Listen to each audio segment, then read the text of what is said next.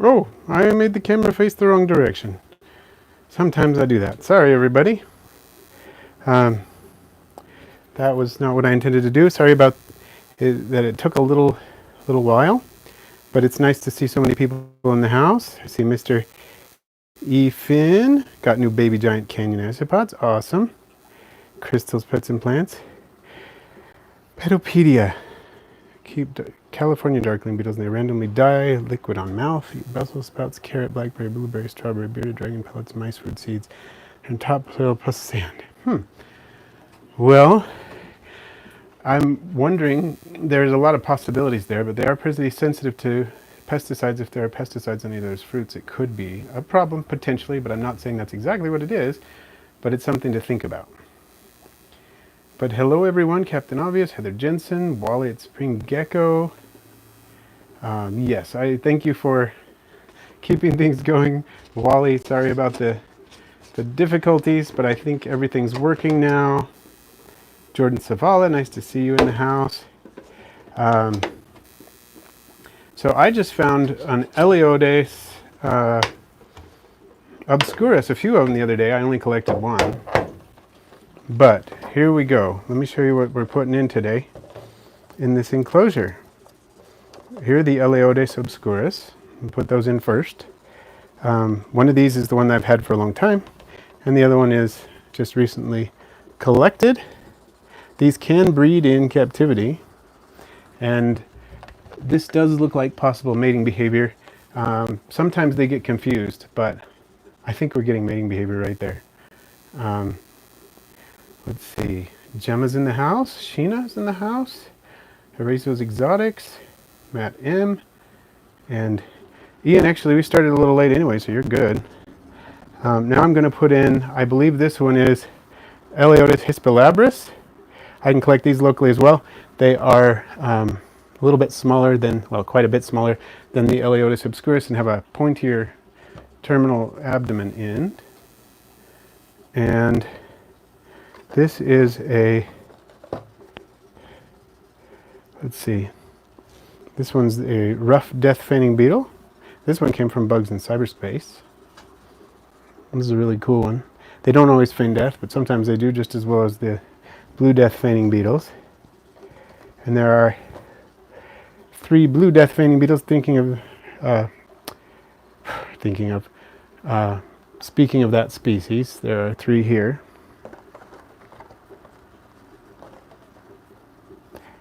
And I'm going to put those in here. Let's see, one more, a really small one. Oh, look at that! I got a super chat. That's awesome. Let me see. I'm going to catch up here. So, c'est toi? Hello from France. I'm not sure I said that right. And Crystal, just for all the awesome videos you put out, my friend. Well, thank you, Crystal. I really appreciate that.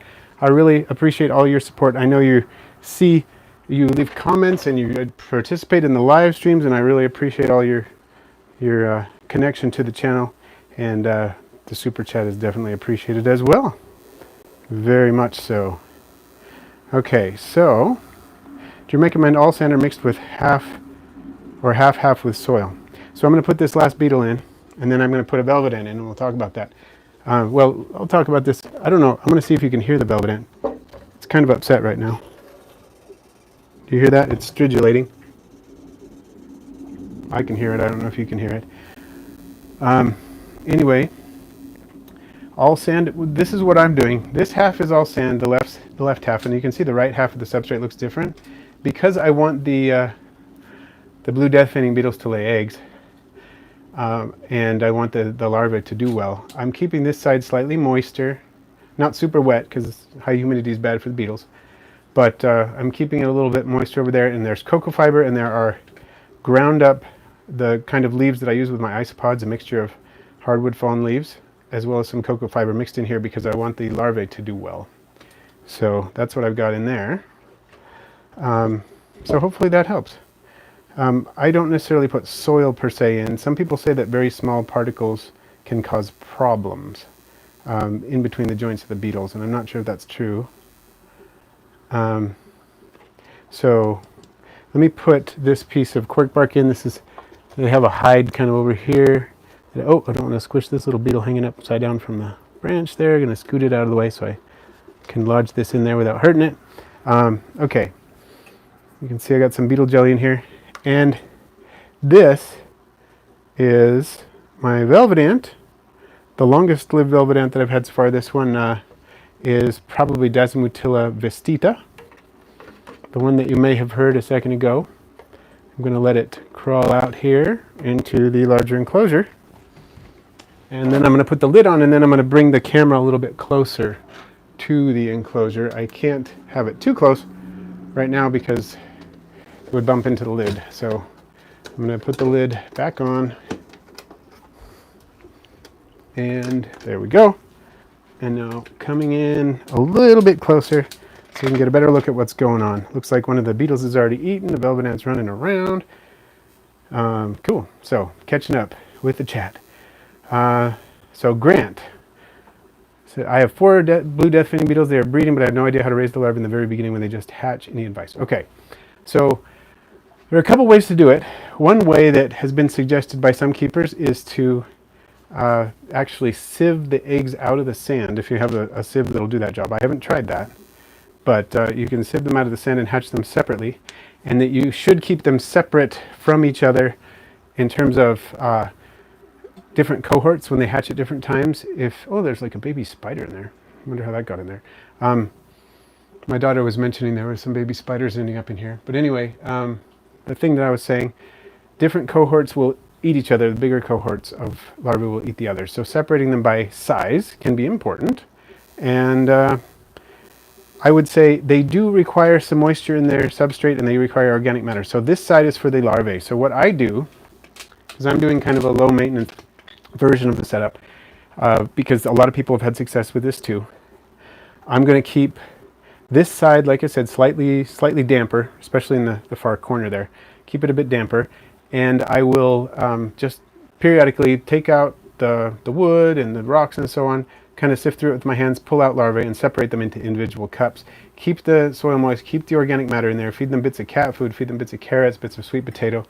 That seems to work for me. I don't pull them out until they're at least probably 1 centimeter long or so. And as long as it's moist enough on this side, you get a decent number of larvae that way. The adults might eat some if they're too hungry, but that's how I do it. And thank you, Mr. Efin. I appreciate that. That's awesome. And thank you, Captain Obvious. Slav Pepe's in the house. So the little bottle is nectar. It is sugar water for the velvet ant. The velvet ant that's climbing around over here on the rock there. You see her right there. There she is. Sorry for the crummy zoom. That is for her. The beetles don't really use it.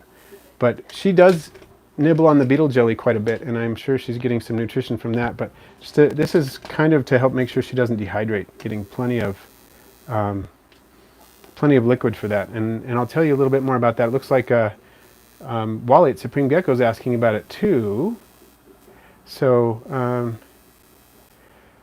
Captain Obvious, I don't know much about dune scorpions. I've read a little bit about them, but no specifics. But that is a cool question. So, and Mr. Efin, if we have time, we might do that.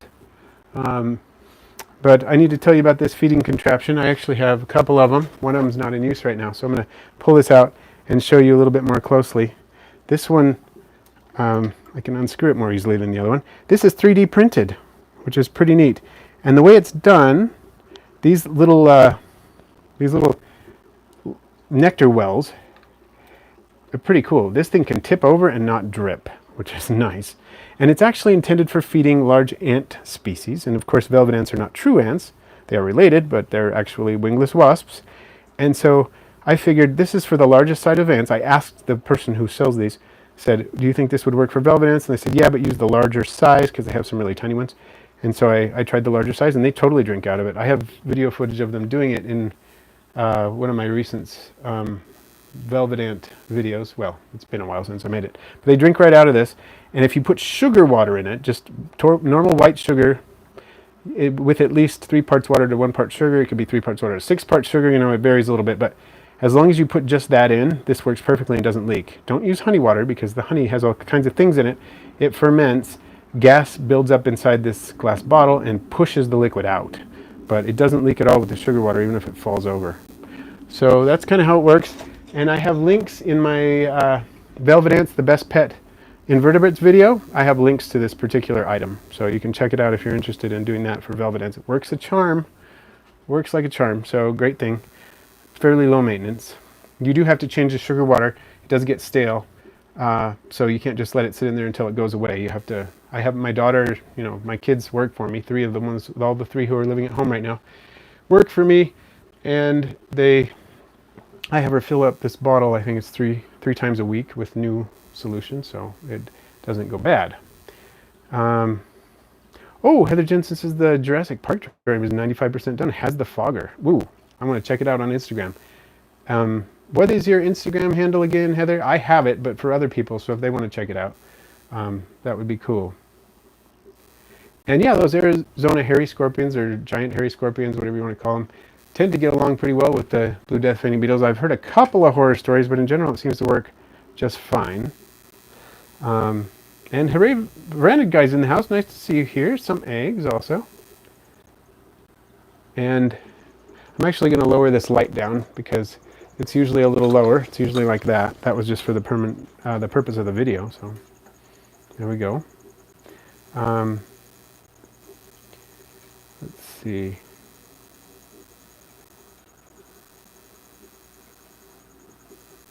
So I'm just catching up on the chat here, folks. Sorry. Oh, Novske, nice to see you here. That's awesome. Just see you again. Harisos, let's see. Novske does 3D prints. Awesome. I might have to talk to you about that. There's some things I would like to 3D print, and I'm interested in hearing about how that works. Daniel the Big D. Beetles are my favorite arthropod after millipedes. Huge variety where I live. The ivory millipedes where I live. Florida Panhandle are also nocturnal. Oh, you can probably find a lot of cool beetles there, yeah. Cool. So, I think it's the best time to get beetles. I go 1 to 2 hours before sunset, but I was wondering if there was another good time. How many beetles per gallon, specifically 2.5 gallon California darkling? Well, there's a lot of beetles that could go by the name California darkling, but I would say you have some wiggle room. Let's put it that way. I'm going to hone in on this little beetle here just a little bit, because he's, or she, I don't know, it's pretty active. And the velvet ant moved. I would say 2.5. This is a low boy, what is it, like a 5.5 gallon, but it's got the same footprint because it's so shallow. It's got the same footprint as a 10 gallon almost. I mean, it's really close. It's not exactly. So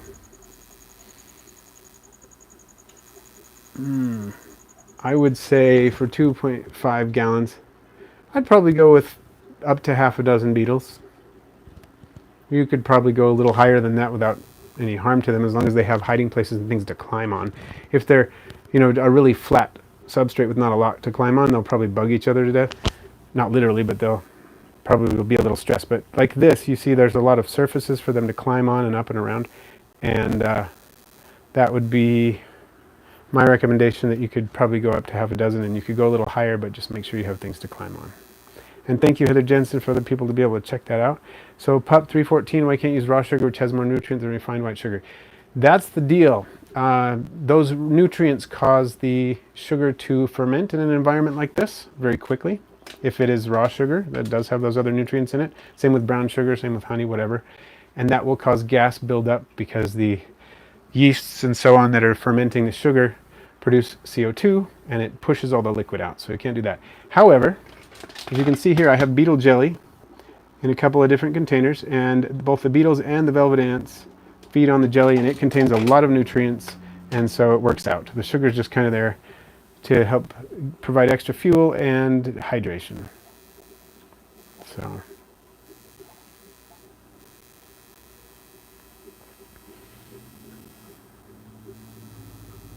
oh, I can imagine millipedes and tailless whip scorpions being a cool setup, Captain Obvious. I'd like that. Okay, Nosuke, I'll probably be messaging you on Patreon and asking you about that, because I have some ideas, and I'd like to know more about your ideas with 3D printing, because I don't really know how it works. This is the first 3D printed thing I've really ever owned. And Barb's in the house. Nice to see you here. Horrific dude. Velvet ants. Oh yes, velvet ants are so cool. I love them to death. One of my favorites too. And thank you, Crystal.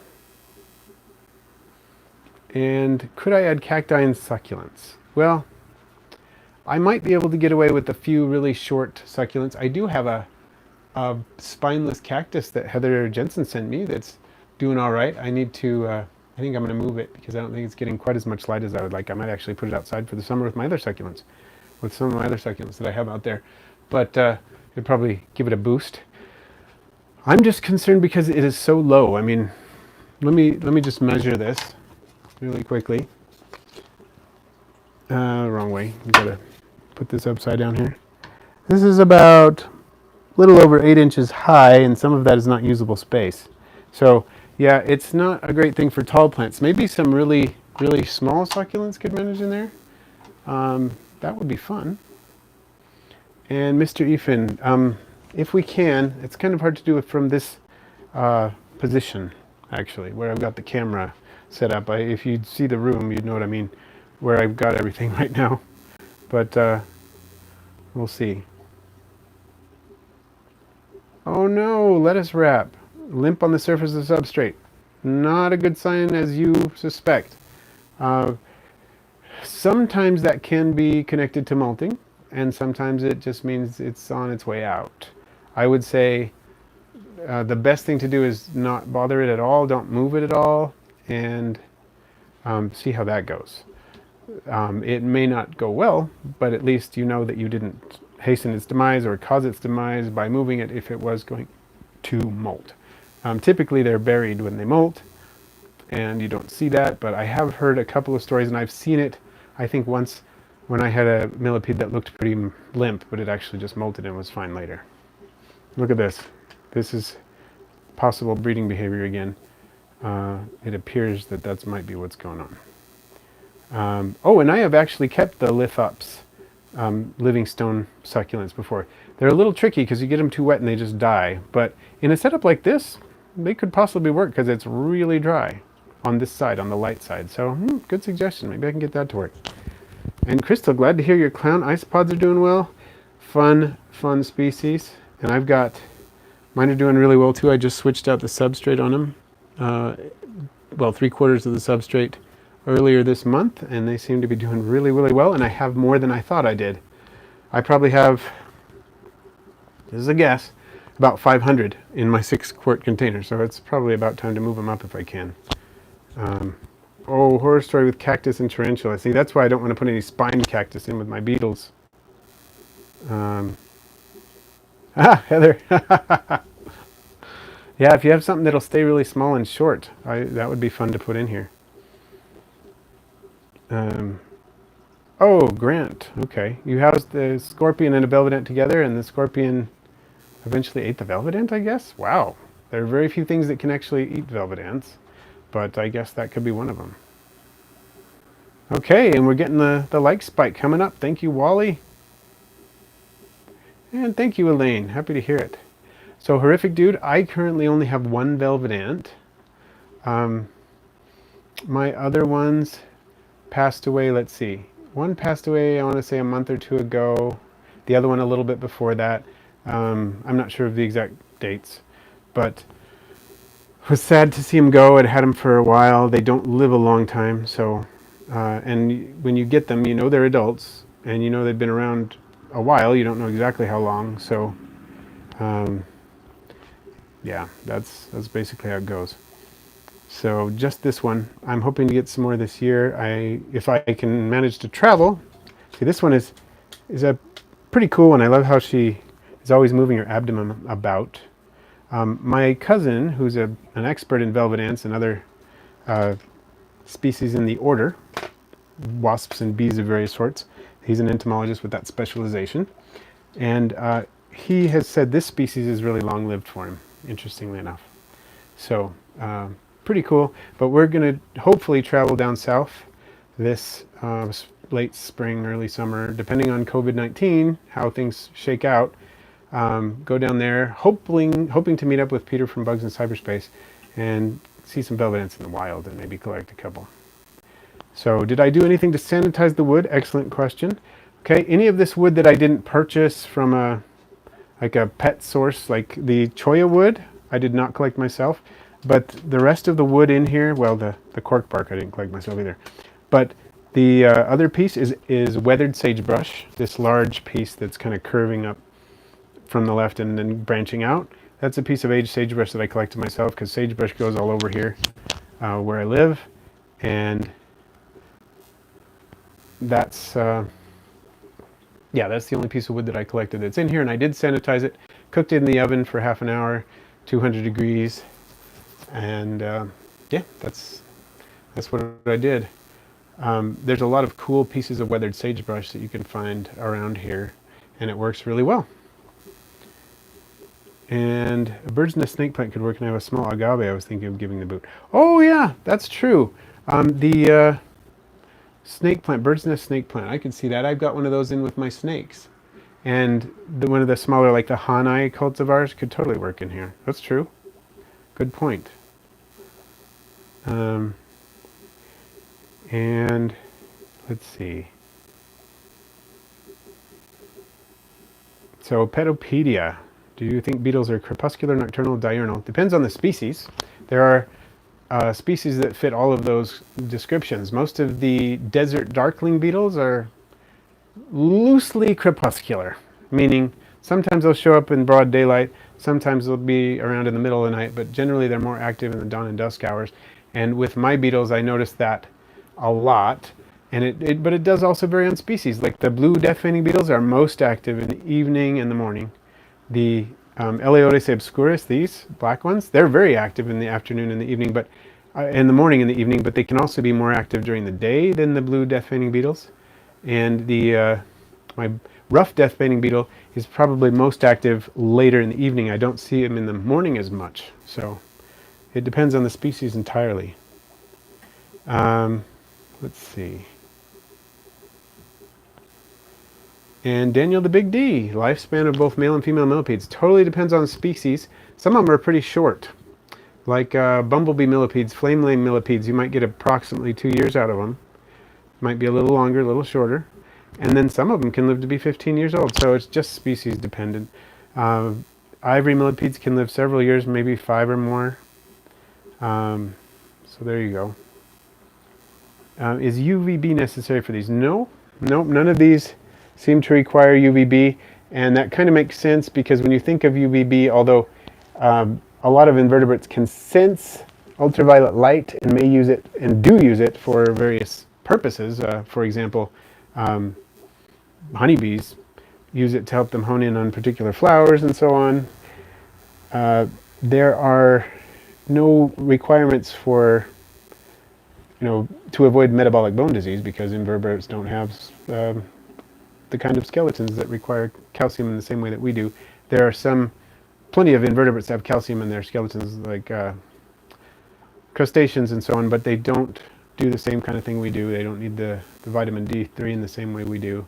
So the UVB does not seem to be necessary for any of these.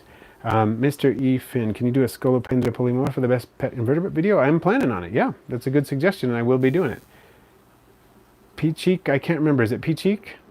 I recognize your name. I just can't remember how to pronounce it, but nice to see you here. And yeah, a lot of times millipedes will mate with other species. I don't know that hybrids are particularly known, and a lot of species that are not closely related will attempt to mate, and I don't think any of those matings are successful in producing hybrids when they're distant, but they do attempt it. So Veranid guy, any tips for convincing a scared wife that a pet tarantula wouldn't be a bad thing? I unfortunately am the wrong person to ask, because my wife has very clearly asked me not to get any tarantulas ever, and so I respect that, but it puts me in a bad position for being able to give tips about how to do it. Oh, hen and chicks, I could see that. I don't know golden star and string of pearls, but they sound intriguing. And horrific dude, I have kept antlions. I actually took a picture of some wild antlions yesterday. I was up in the canyon where I collected one of these Eleodes obscurus and took pictures of some antlions. They're very common where I live because it's really dry in the desert and just, under places where there's going to be dry soil. And I have kept them. When I was a kid, I kept one that metamorphosed into the adult form. And I've kept a couple since then. I haven't had as much success with the other ones metamorphosing into adult form. But they're very cool. And let's see. And do I have any other beetles other than these? Let's see. I'm just going through my head a little bit here. Beetles. Currently, except for mealworm beetles, which I do have, and superworms, which I only have in the larval form, and larvae of the blue death feigning beetles, which I have. I don't think I have any other beetles right now, but I am working on that.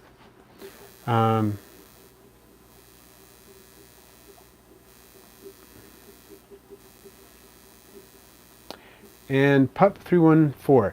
Antlions are related to the larval form of lacewing. They're related to lacewings, but antlions are a little bit different from lacewings. When they're adults, they have similar heads, kind of. But they look a lot like a damselfly, actually. Like a slow, clumsy, cartoonish damselfly. But they are related to lacewings. They're in the same group. And let's see. Just don't like on stock or just plant. Heather Jensen. How many gallons do you say be the minimum for ram's horn snails or small freshwater shrimp? Well, it depends on the species and number of shrimp. I once did a very small, like Wallstad style shrimp tank with just one shrimp in a half-gallon jar. And that did well for quite a long time, but it was not like a breeding colony of the shrimp or anything. If you were going to put a number of shrimp in there, I wouldn't do that. If you had a very large bowl, I think you could do a few ram's horn snails if you had a plan for removing excess and putting them somewhere. Or you could just do a few shrimp, again, if you ended up with excess, taking them out in a smaller tank, like a 5-gallon or 2.5. Probably wouldn't go much below that unless, it depends on what you're working with. There are the mini ram's horn snails that could do better in a smaller thing. Diabolical ironclad beetle, totally want one. Don't have one. Cloud 9.5, that's awesome. I hope your German blue rams get to spawning for you. And the Scolopendra polymorpha is not out yet. I hope she hurries up. Oh, Heather Jensen, I see what you're saying. Hen and chicks might have so many babies. Yes, that makes sense. American oil beetle, never tried that one. Babies are just disappearing, huh? Well, a lot of cichlids do that at the beginning, and some of them never stop. A mammoth beetle. That would be cool. I'll tell you what. A lot of beetles are illegal here in the United States. There's a lot you can't get that you can get outside of the United States just fine. Some of the bigger, amazing species. But there is a fairly decently sized stag beetle that comes from this state. And I've seen them. When I was a kid, I saw them. And they live around here. And so I am hoping in July, which is when they show up, I'm hoping to collect some and keep those. So we'll see how it goes.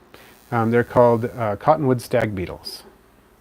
Antlions can be kept with velvet ants. I'd be a little concerned about it just because I could see the velvet ants falling down into the antlion's pit, and I'm not sure an antlion could actually handle a velvet ant, but somebody might get hurt. And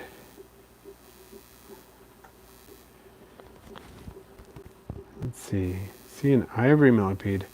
I could do that. And the velvet ant, this particular velvet ant does that all the time. I'm not sure why. I can get to my ivory millipedes, Mr. Ethan, so I'm going to pull one or two out. I can get to those. It's just, there's some things that are much harder to reach from here. Let's see. There's a pretty sizable female right there. If she's not going to, oh, she's mad. I'm not going to pick her up. Pick this one up. She's not all that happy about it either, is she? But let's take a look. I don't know if she's tapping pheromones or whatever, but she does it all the time. None of my other velvet ants have done it as much as she does. I mean, they've done it, but she does it all the time. Excuse me. Here's one of my female ivory millipedes. The kitten hit the power button. That's awesome. So Jordan, Larvae in the incubator. Well, one of them somehow managed to crawl out despite the cover, and I found it dead in the bottom. But I think a couple of them are pupating. I haven't seen them crawling around anymore. At first they were crawling around kind of a lot. I haven't seen them, and I can see that they've been digging in the sides. I don't see, unfortunately, any pupation chambers right up against the plastic, so it's hard to say. But I'm trying to maintain the humidity, and the temperature is maintaining pretty steadily, so hopefully I'll have good news eventually. And I'm not sure when that will be, but hopefully soon. And Grant. Yeah, it sounds like you have a great area for inverts if you can get the giant stag beetles, which are awesome. And so are the Hercules beetles, and of course the velvet ants. And Heather Jensen going to get some ivory color morphs from Peter. Cool. I would do it. I would totally do it. I love all the ivories. Got to be some of my favorites ever. So let's see. Will a giant desert hairy scorpion be fine if I put in those black beetles in its cage? I'm expecting so, but I haven't got a lot of experience with that species, so I'm not sure. But I'm kind of expecting it would be. And thank you, Captain Obvious. Yep, it's hard to beat an ivory millipede for beauty. I'm sorry that it's not focusing as it should be, but she is beautiful, isn't she? Okay, let's see. And thank you, Jordan and others, for the vote of confidence that we'll get some beetles pupating. Let's see, but I haven't tried it, but it doesn't have as solid armor as the ironclad beetle family. That's true. They're pretty tough. So the light bulb is outside the terrarium. It's on top of a screen mesh lid that locks down.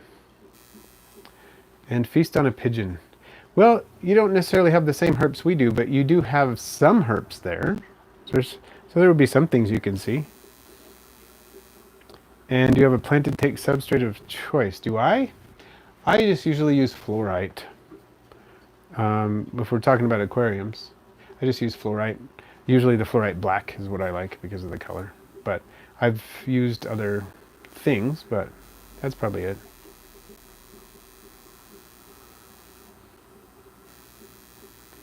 And you should create a critter wish list. I would totally invest in that. More species equals more videos. True. And I am trying to slowly kind of chip away at that, but I like that. Just have it posted somewhere. This is what I would like to get. That's a good idea. Love it. I need to do that. Who else is in favor? If you're in favor of the critter wish list, let me know. Post it right here in the comments. And thank you, Supreme Gecko. We're almost there. We've almost done the like spike. We've got, just one more like, it looks like, that we need. And Crystal's got the ivory millipedes too. Awesome. Feathertail centipedes, those are cool. That's the alipase, isn't it? One of the alipase. Oh, we got 32 likes. Awesome. Oh, the bulb on the left of the screen, sorry. Oh, sorry. This one right here that was just sitting there, right? Yeah, this one's sitting here to remind me to recycle it because we have a place where we can recycle them at the local Home Depot and it burned out. So I put it there so I could remember to recycle it. And I have not done so yet. But when I see it there, I'll look at it and say, I need to bring that to the Home Depot. Hopefully I'll do both of those things within enough time that it'll work out.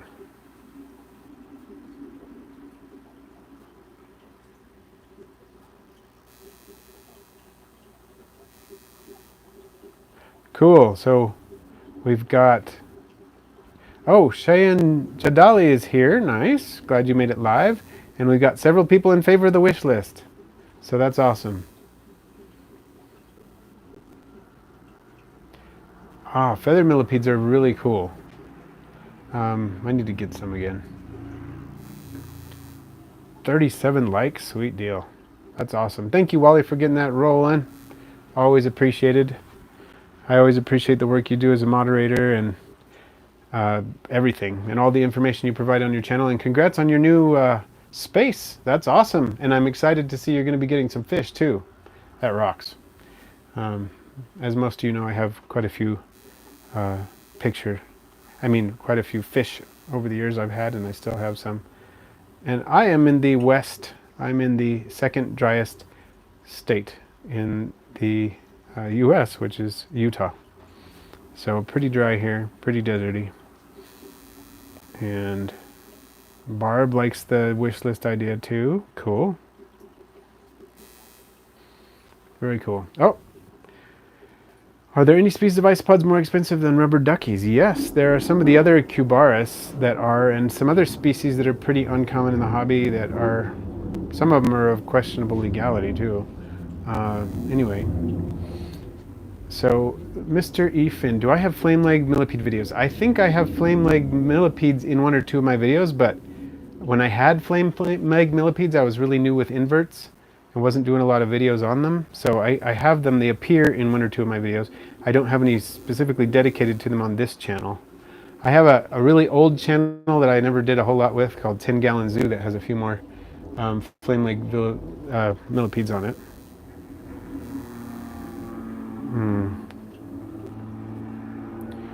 Okay, Odie's Plushery, providing hydration for blue death finning beetles that don't seem interested in veggies and fruits. If they're honestly, if you've got carrots and apples in there, sorry about the airplane. If you've got carrots and apples in there and they're not touching them, they are touching the beetle jelly, they're probably getting enough hydration from the beetle jelly. It's probably not a big deal. So I think you're probably good. Let's see. And Grant. Yes, we do have some awesome rock hounding here, awesome fossils and some really cool desert dwellers. It's true. I live kind of far away from some of that stuff, but I have gone rock hounding and found fossil beds, or I've gone rock hounding in fossil beds, and I've gone, of course, herping here. I can go herping 5 minutes away or less, and stuff like that. My son is really into geology, and so when he comes back in the summer, we're probably going to do some rock hounding kind of stuff. And we do still have our giant centipede, but it's been brumating forever, and I'm hoping it's going to be waking up soon.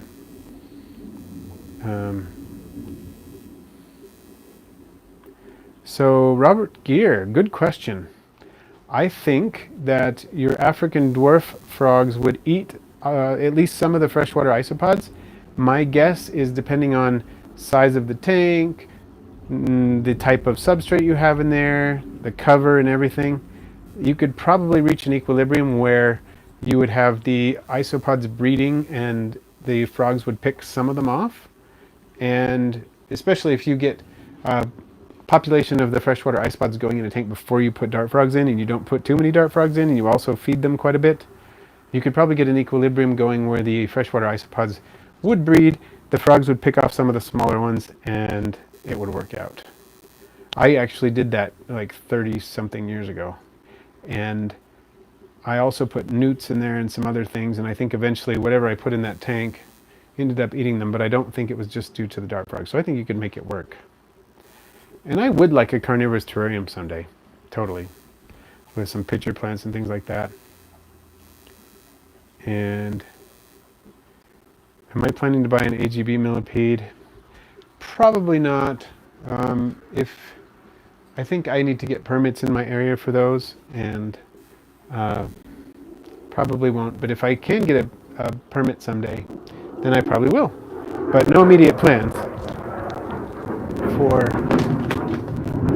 that. Spirostreptus I can do. I can reach those easily, as long as one is awake and on the surface. Oh, I've got a few here on the surface. Let's see, a couple anyway. We'll pull this one out. Try not to disturb it too much. And here's a Spirostreptus species 1 millipede. Oh, that lighting is really crummy, isn't it? And the focus is even worse. Let me pull it back and see if that makes a difference. Not a whole lot of difference. Maybe I can do that. There, that's a little better. I'm sorry, the focus is, that's a little better in terms of focus. This is a Spirostreptus species millipede. Kind of reticent to do a whole lot, isn't it? But it's a cool millipede nevertheless. Let's see.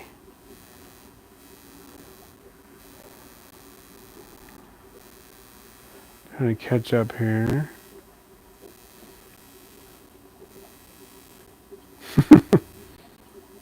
Oh, Rachel O'Leary's has some cool stuff. I've seen her fish channel. I haven't seen her plantaholic channel though. And Phidippus, I do have some Phidippus. Let me show you a recent baby I collected outside. I've kept Phidippus for a few years. Just my microphone just popped right off my shirt, so sorry about that. Hopefully that didn't make such a loud noise.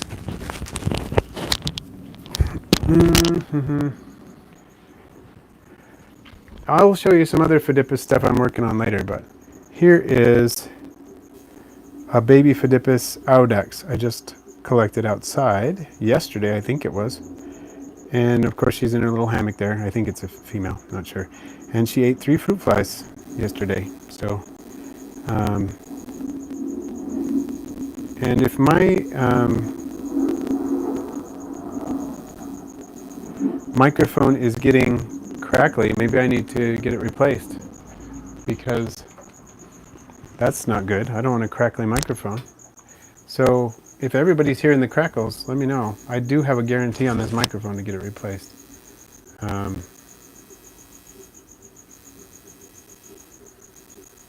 And I am near an Air Force base, yes. And they often do flybys at this time of day, so. And moth forever, it depends on the species of beetle. A lot of them, the desert beetles, require kind of a damp spot with some organic material in the soil to be able to start laying.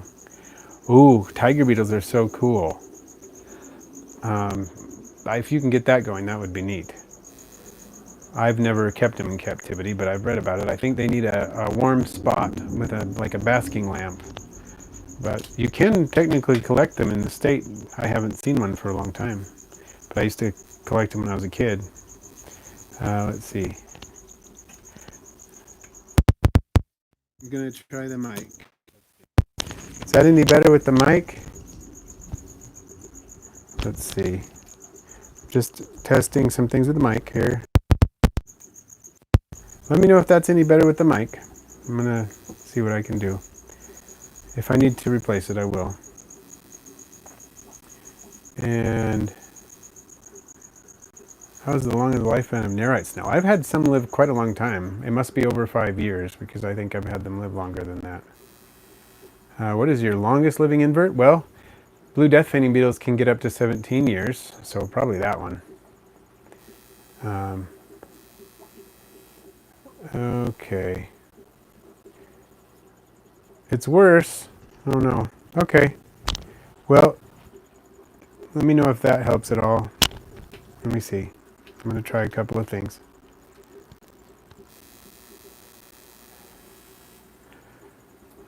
So yeah, darkling beetle, it totally depends on the species you're talking about, how to breed them. Some of them are much easier than others.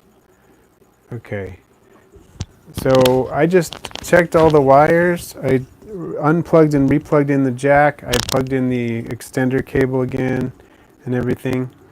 And that is about it.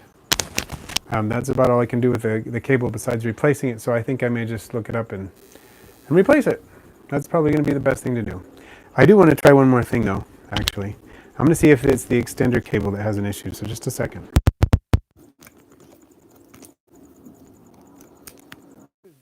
Microphone. I can't move around as much, but this is just the microphone. Does that sound any different? Is it just as crackly, less crackly? Let me know. And Robert Gear, would you catch velvetants to sell, or just the isopods? That is a good question. I probably would not sell velvetants in most situations, partly because they can't be captive bred. At least they haven't been captive bred, and I would not want to collect a bunch of wild caught velvetants and not be able to captive breed them. Now, I'm not opposed necessarily to getting, say, wild caught blue death feigning beetles, because I am working on captive breeding them. So you know, I would do that, but I don't think I would do that with the with the velvet ants. And mealworm beetles are a type of darkling beetle. The darkling beetle designation refers to a big family of beetles, the Tenebrionidae, and it's a big group. And so there are all kinds of beetles in it: mealworm beetles, superworm beetles, blue death feigning beetles. All these beetles that I have in this enclosure here are all in that group. Sounds the same, huh? Okay, well, I'm getting a new microphone. Today, probably I'll order it with the refund. I'll get a refund for this one because I bought the accident protection plan, so it doesn't matter what happens to it. If it doesn't work, I get a new one. And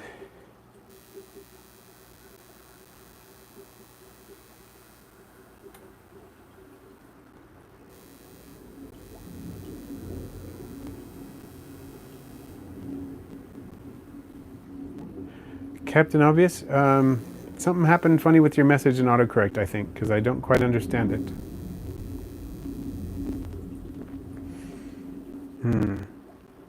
Still some daylight down in the Florida Panhandle.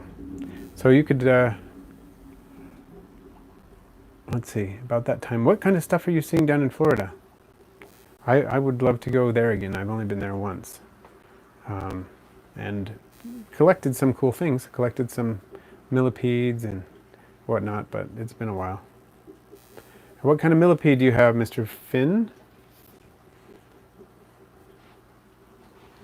Let's see. Almost everybody's hiding right now. I can see some beetles in the background moving around. Okay, whoop. I'm looking at the time and seeing that I probably need to go because I have another video to make. I'm sorry about the crackling today, but thank you for pointing it out. I'll get that taken care of. And this is is it Zoomed? I think it's Zoomed Creatures tank, the large version. I have a small version and a large version. So I think that's what it is. Edwardian case with silver plants and ivory. That sounds awesome. Well, everyone, I'm going to go make that other video.